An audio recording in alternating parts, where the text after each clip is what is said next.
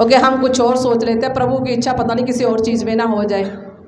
लेकिन मैं सच कहती हूँ, जिस दिन ये चीज़ हमारी ज़िंदगी में, ये वचन आ जाएंगे, हम पवित्र आत्मा से भर जाएंगे, ये कहना शुरू करेंगे, प्रभु तेरी इच्छा, तेरी मर्जी मेरे जीवन में पूरी हो।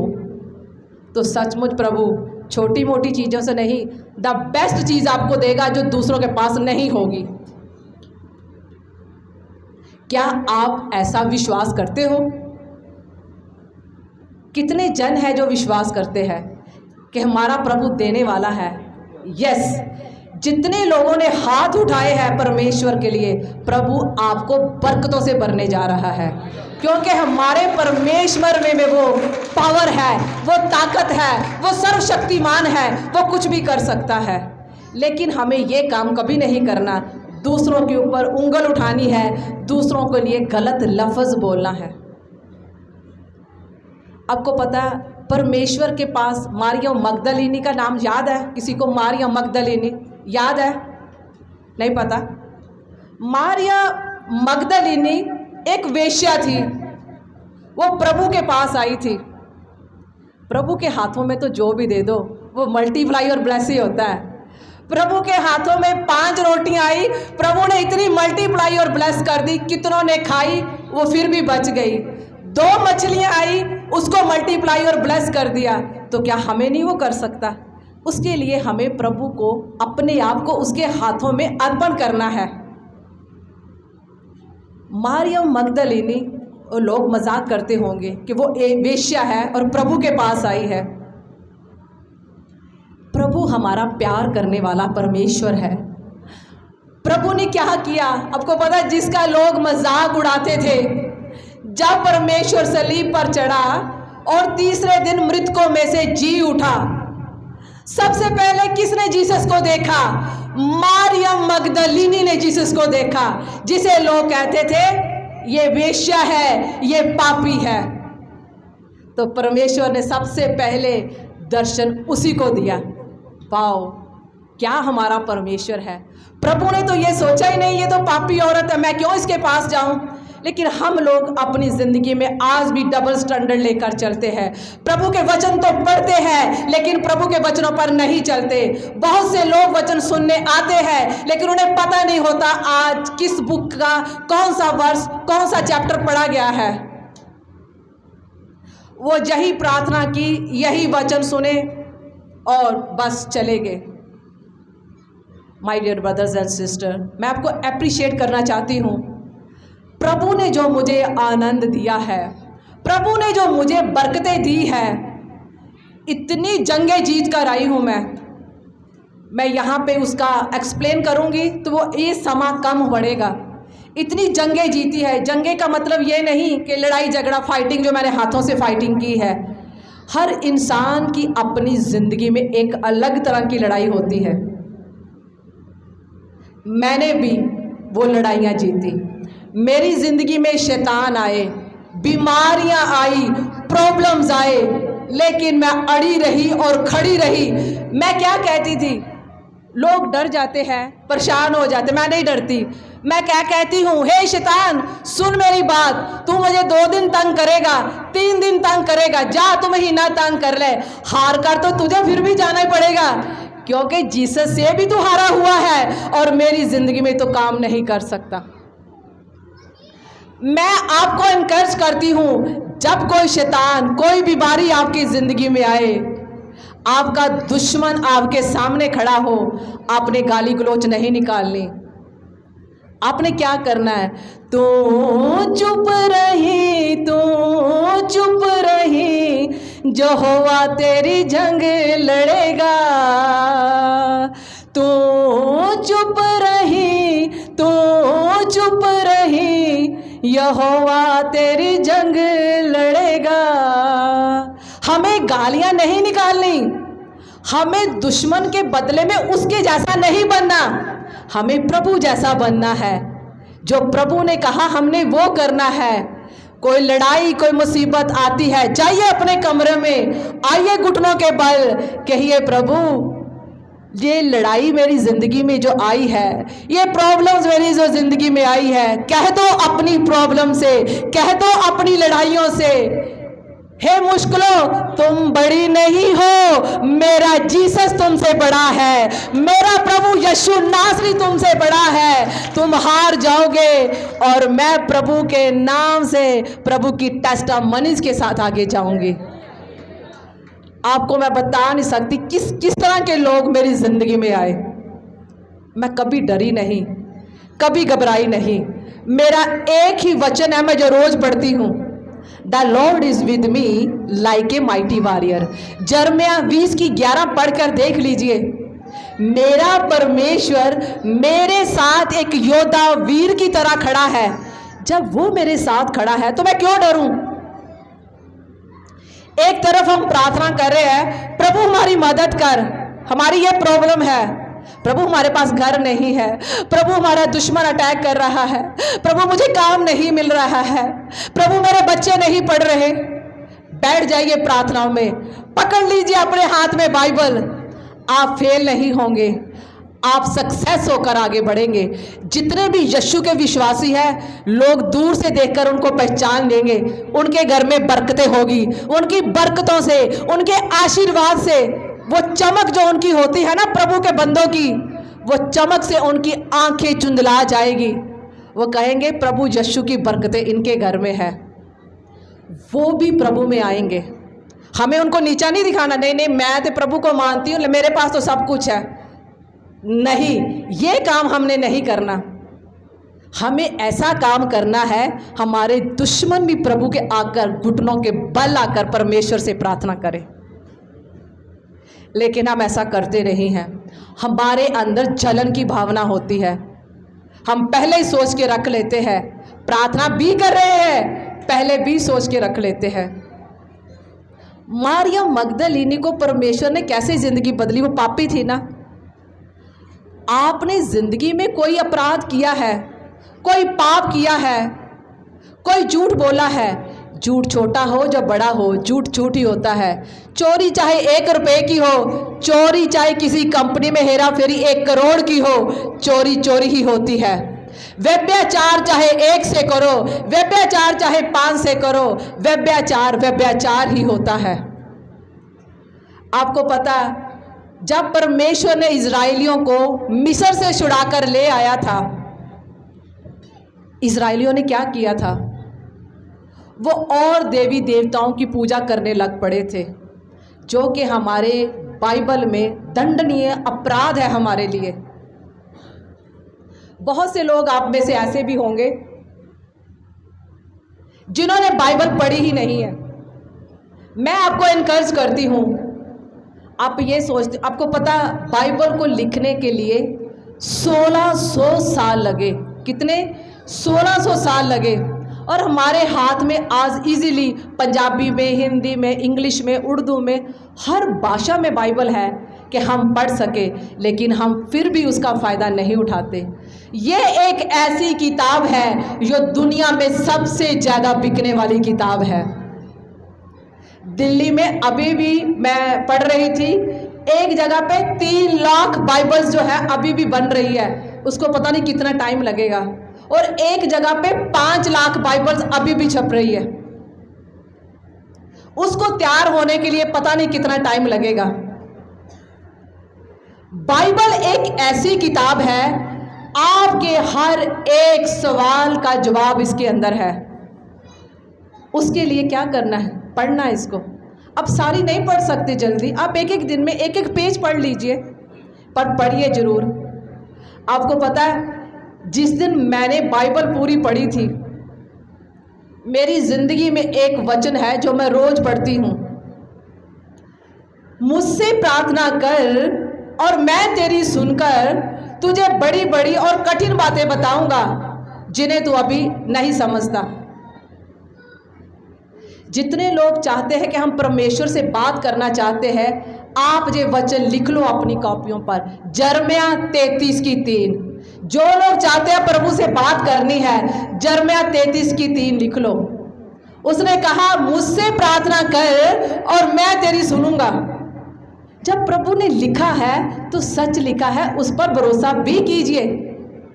जिस दिन मैंने बाइबल पूरी पढ़ ली उस वक्त रात के 3 बजे थे।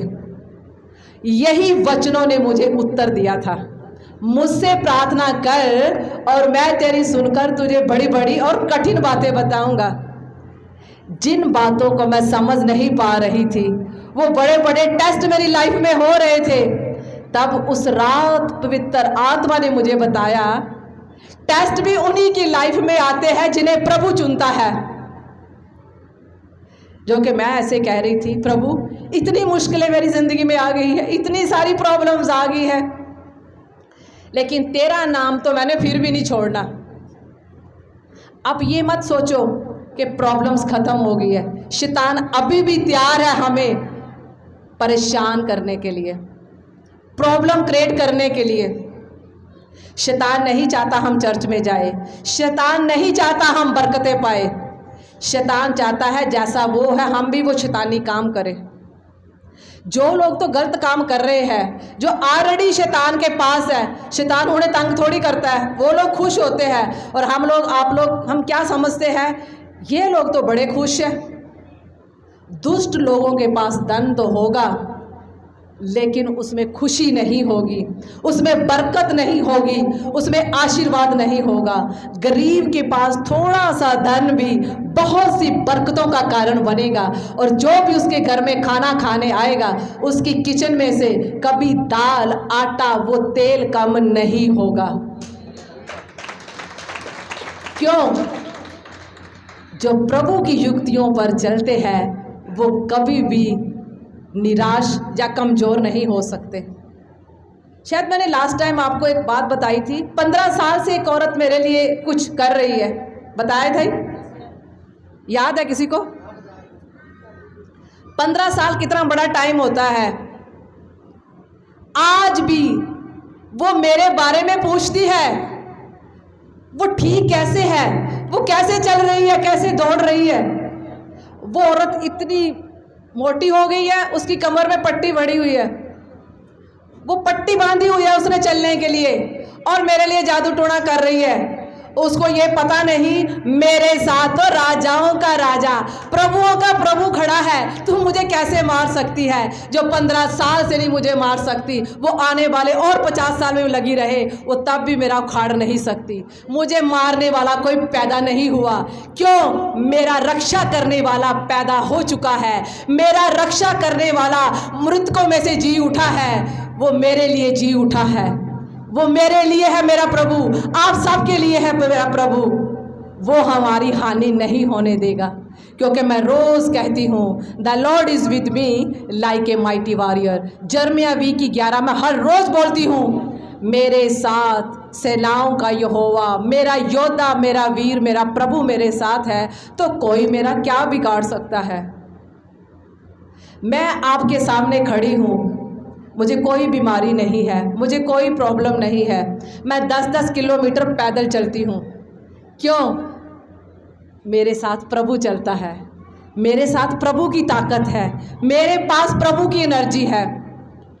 अभी मैंने भाई की टेस्टिमनी सुनी, मैंने इनका विश्वास था प्रभु में, इनका विश्वास था जो दूसरों को भी चंगा कर दिया। आपका विश्वास भी बहुत कुछ कर सकता है। ये भाई के पास वो बीज था, इसने बीज वो दूसरे को दिया। इसने ये नहीं कहा नहीं मैं तो यीशु का विश्वासी, मैं इन्हें क्यों चंगा करा। अगर वो ये सोच लेता तो इसका मतलब ये प्रभु का विश्वासी नहीं है। वो प्रभु के वचनों को प्यार करता है, प्रभु के वचनों को पढ़ता है, सुनता है, समझता है, तभी उसने ये काम किया। उसने डॉक्टर को भी जुठला दिया। कई बार डॉक्टर भी कहते हैं ना, जाओ जाके कल कर जाओ सेवा, जाके कर लो, हूँ तेरे कुछ ही दिन, पता नहीं घंटे बाद मर जे, 2 घंटे बाद मर जे, या महीने बाद मर जे। हमारा डॉक्टरों का डॉक्टर यीशु नासरी है, वो तो मरे हुए को भी जिंदा करता है। 4 दिन के मरे हुए लाजर को उसने जिंदा किया। जब बंदा 2 दिन भी मर जाता है ना तो उसकी बॉडी से बदबू आने लग जाती है, बर्फ में रखते हैं, मशीनों में रखते हैं मुर्दे को। हमारा परमेश्वर कितना बड़ा है। Wow, what a beautiful Jesus we have. परमेश्वर बहुत बड़ा है। खुश हो जाओ, आनंदित हो जाओ कि आपके पास राजाओं का राजा, प्रभुओं का प्रभु, ईश्वरों का ईश्वर, डॉक्टरों का डॉक्टर यीशु नासरी हमारे पास है।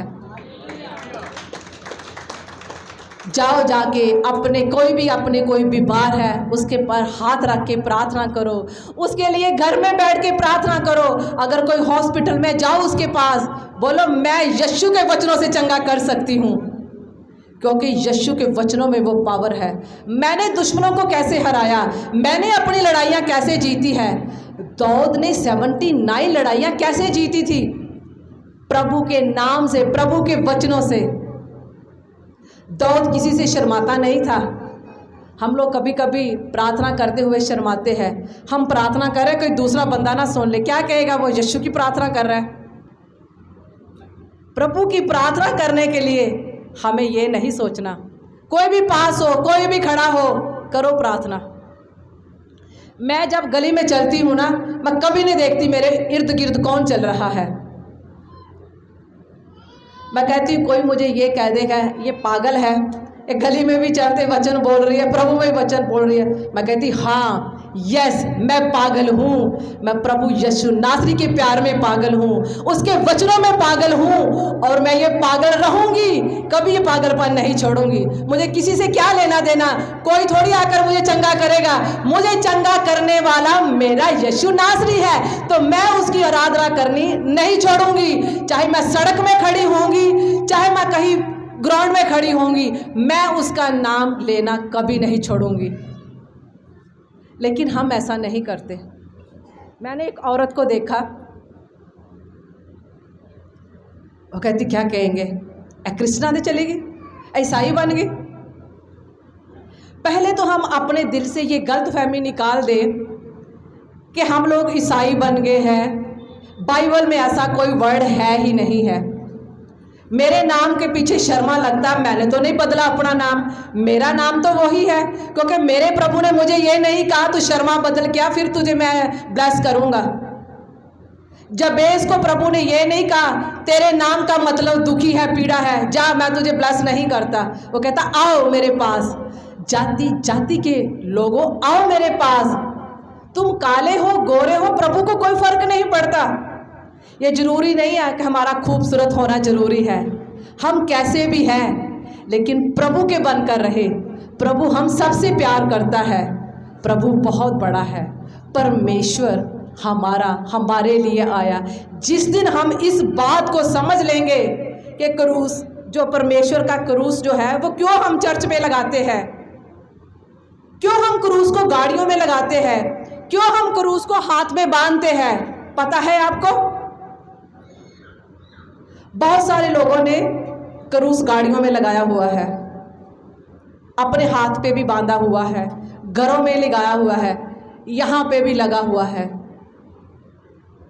जो चीज़ प्रभु टच कर देता है वो स्तुति के योग्य बन जाती है, वो आराधना के योग्य बन जाती है।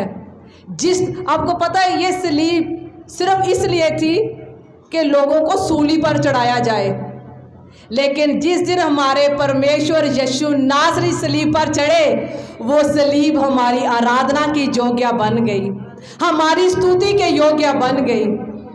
इसलिए आज हम क्रूस को इतनी अहमियत देते हैं।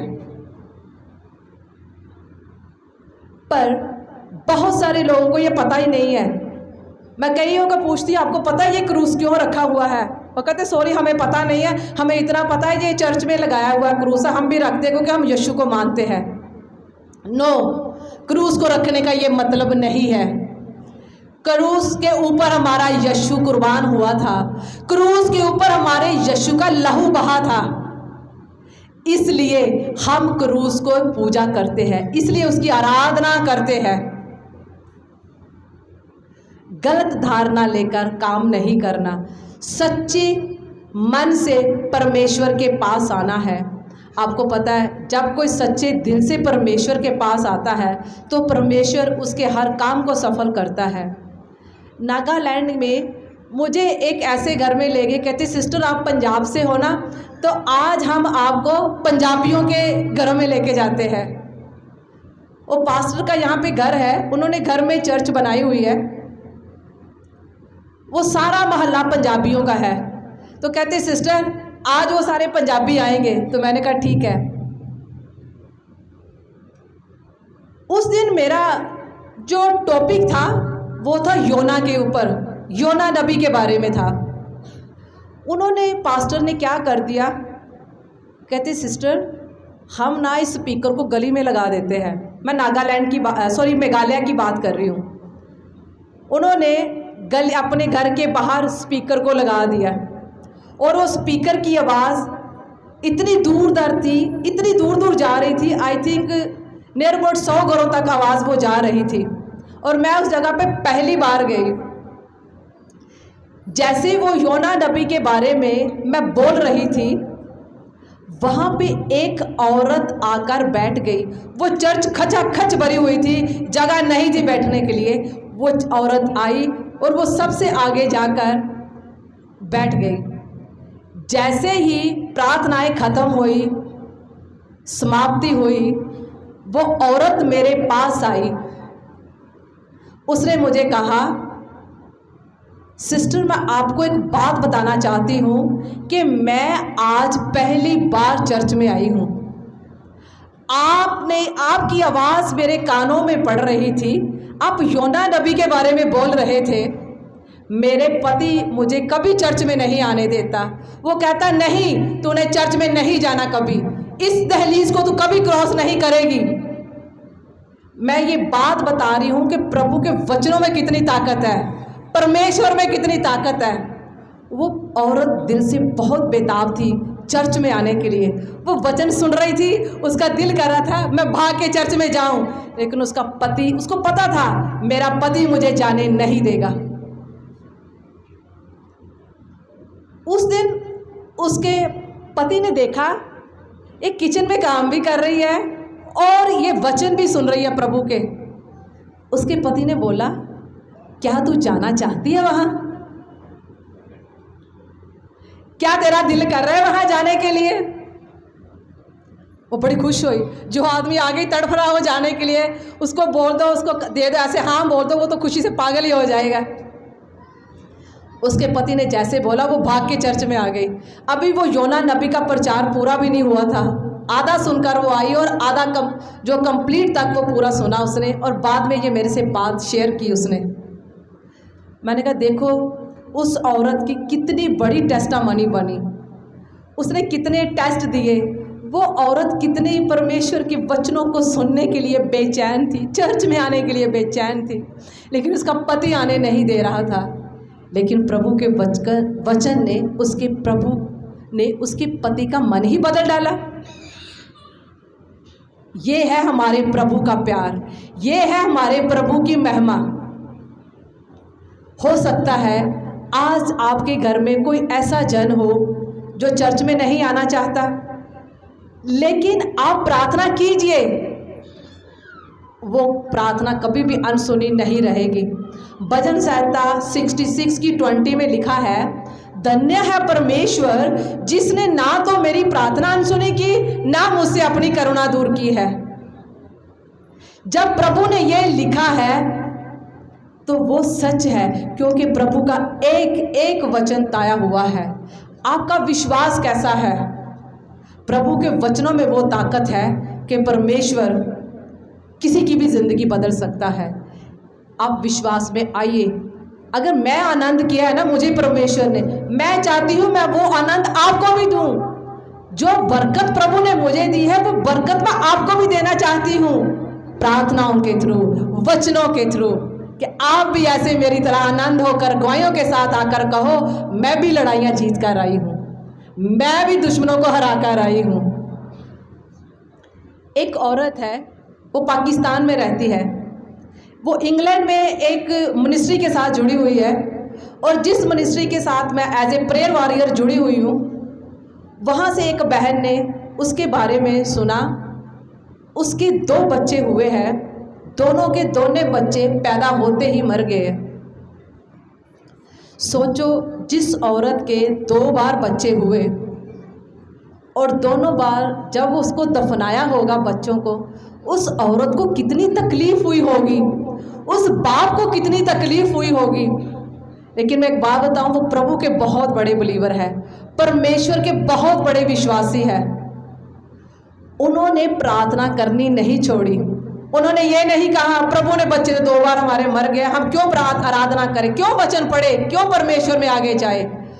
उन्होंने कहा नहीं, हम और आगे बढ़ेंगे, हमारा प्रभु देने वाला है। उन्होंने क्या बोला, हमारा परमेश्वर देने वाला है, हमें जरूर देगा। जब वो बहन प्रेग्नेंट थी, मेरी आदत है रोज़ शाम के 6:30 बजे मैं 3री मंजिल पर जाती हूँ। वो मेरी प्राइवेट पर्सनल प्रार्थना होती है गैर भाषा में, उसमें मेरे साथ कोई भी नहीं होता। मैं अपना समाज और परमेश्वर को देती हूँ, वो मैं किसी और को साथ नहीं जोड़ती, वो मेरी अपनी पर्सनल प्रार्थना होती है। जैसे ही मैं प्रार्थना करके आमीन बोला, मुझे इंग्लैंड से फ़ोन आया, ये बहन प्रेग्नेंट है, 3री बार इसका बच्चा होने वाला है, 3री बार वो प्रेग्नेंट है। उसने कहा सिस्टर मेरे लिए प्लीज़ प्रार्थना कीजिए। मैंने सबसे पहली लाइन पता उसको क्या बोली, क्या तू विश्वास करती है जब बच्चा जी सकता है, ये बच्चा दुनिया में आएगा। उसने कहा यस, आप प्रार्थना करोगे तो मैं विश्वास करती हूँ, प्रार्थना से ये बच्चा दुनिया में आएगा। मैंने कहा मैं प्रार्थना करूंगी, पर तेरा विश्वास है कि परमेश्वर दे सकता है तो सचमुच वो बच्चा दुनिया में आएगा। मैंने प्रार्थना की, आमीन बोला। कुछ दिनों के बाद उसका रात को मुझे फ़ोन आया, सिस्टर मेरे ब्लड में बहुत कमी आ गई है, अब डिलीवरी का टाइम है, तो आप मेरे लिए प्रार्थना कीजिए। मैंने प्रार्थना की, मैंने कहा जा यीशु के नाम से फिर जाके टेस्ट करा, तेरा ब्लड पूरा होगा। उसने दोबारा टेस्ट करवाए, उसका कुछ देर बाद ही मुझे फ़ोन आ गया, सिस्टर ब्लड पूरा निकला यीशु के नाम से। वो डिलीवरी रूम में जाने से पहले उसने मुझे फ़ोन किया, सिस्टर मैं डिलीवरी के लिए जा रही हूँ, आप मेरे लिए प्रार्थना करना। जानते हो मैंने उसके लिए क्या बोला, क्योंकि मुझे विश्वास अपने प्रभु पर, मेरा प्रभु मुझे कभी शर्मिंदा होने नहीं देता, ना वो होने देगा मुझे। मैंने कहा सिस्टर जा शमूएल को लेकर वापिस आ और अगुवाई के साथ आकर खड़ी हो। क्या बोला मैंने, जा शमूएल को लेकर वापिस आ और अगुवाई के साथ आकर खड़ी हो।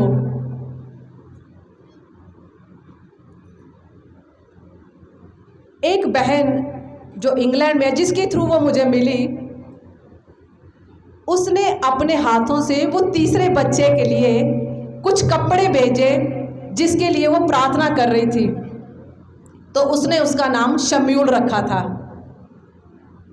इब्रानियों की किताब 11 का पहला पढ़ लीजिए, लिख लीजिए जाके अपने घर की दीवारों पर।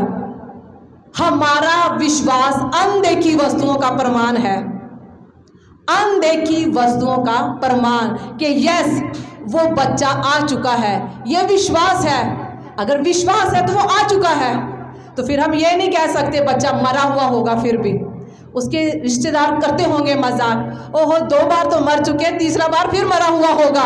लेकिन नहीं, इब्रानियों की किताब ने ये साबित कर दिया, जो वचन लिखे परमेश्वर ने वो सच्चे शब्द है परमेश्वर के, सच्चे वचन है परमेश्वर के।